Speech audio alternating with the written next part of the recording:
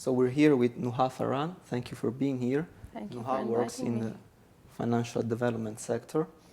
And now the first thing I would like to ask you is about the role of women in society and about building an open and plural society. As far as Christians and Christian religion and societies are concerned, how good or bad would you say that they are dealing with these issues so far? For me, as a Christian woman, I never had a challenge to go out and fulfill myself in building a pluralistic society or working in coexistence or respecting and being tolerant towards the other. I think my Christian values and our belief, Christianity has given us or taught us to give a significant place for women. I think the fact that Jesus or God chose that Jesus is coming from a woman, from the Virgin Mary, was his first place, and at first giving a significant place for women and their role as mothers. I think the Virgin Mary is the woman or the image of woman that I would like to bring up. She was the mother, the sister, the leader in the Christian society. Add to the fact that Jesus also, through his deeds and through his life and history, gave other women significant roles, such as Maria Magdalena, the two sisters, the Samaritan woman. This has showed us that women are not only sinners, they are not objects, they are not degraded, they have a place as leaders. Thank you. Pope Francis has recently said that global peace is threatened by growing globalized indifference. What do you think about that? I think today the world is focusing more on individualism rather than collective initiatives. There is more the I, what I want, and less what we want as a community. You know, we're living in a world that's that's running too fast. There are no values, there's no focus on values. Family values are lost. There's a lot of indifference. It's like we need to run every day in order to provide for ourselves, for the family, and for the children, in order to send them for programs and in order to get to better jobs and so forth.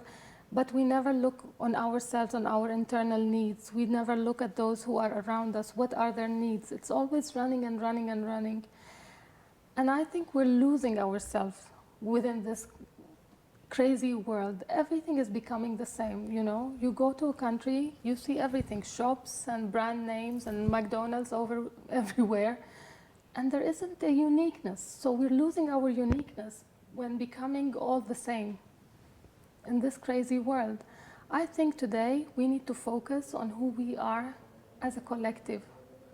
We need to go back to our family values that we have lost. We need to look at our children, the future of tomorrow. But speaking of this, how can an open confrontation that respects both religious and cultural differences be promoted?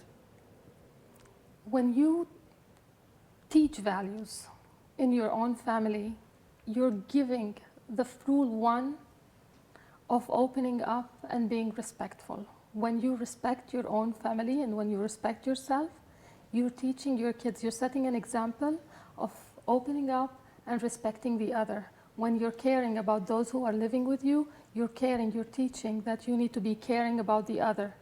I think our Christian values teaches us to be open and respectful. We do not want to be the best. We don't know anything better than others. We respect the others for whoever they are. We do not want to change the world. We want to live in a peaceful world. So it all starts with families, even before schools. It starts with families and it starts from within. Mm-hmm. If you have peace within you, then you have peace outside, in your outside world. When you're struggling inside, then you're struggling outside too.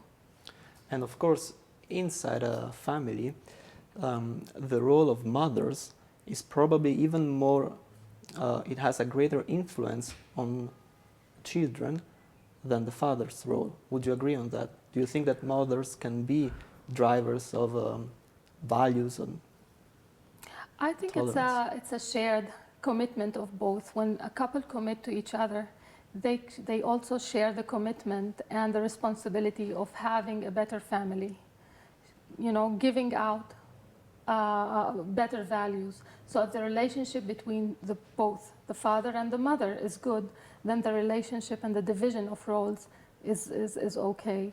So it's not only the mother. I think, yes, the mother, because of the role she has played through history as being at home, not working and spending time more with the kids, has been given a light of being, or the impression of being, the one who's giving or granting those values. But I think it's a shared, common responsibility of a father and a mother. And the relationship they show, they expose outside to the kids, is what the kids take out with them to the world. I think also the children learn not only how they should act, but also from the mistakes of the parents. They can also learn what not to do. Okay, thank you. Once again, I would like to ask you a question about praying. What does praying mean to you, and what do you pray for every day? Is there something that you feel is more important, or something that you strongly wish and pray for every day?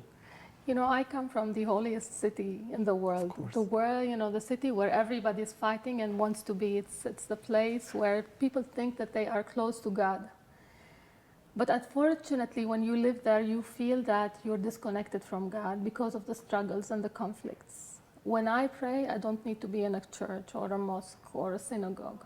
I need to be on my own. I only close my eyes and I tell God, you know, I want to be a better person. Show me, lead me. I have trust, full trust in you, and you show me the way. You know, my life is in your hands. And this gives me peace from within, inside. I tell him, God, you know, I'm a very weak person. Help me and make me a better person. Thank you very much, Nuha Farran, for your inspiring words. Thank you. Thank you.